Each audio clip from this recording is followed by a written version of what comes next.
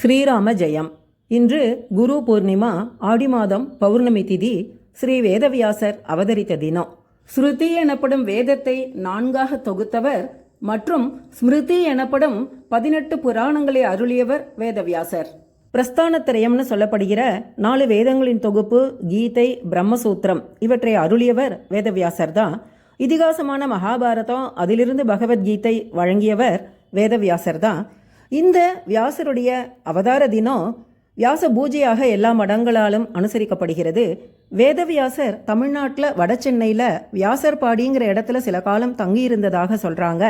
இங்கே இருக்கிற ஸ்ரீ மரகதாம்பாள் சமேத ரவீஸ்வரர் ஆலயத்தில் வேதவியாசருக்கு தனி சன்னதி உள்ளது. தெளிவு குருவின் திருமேனி காண்டல், தெளிவு குரு உரு சிந்தித்தல் தானே.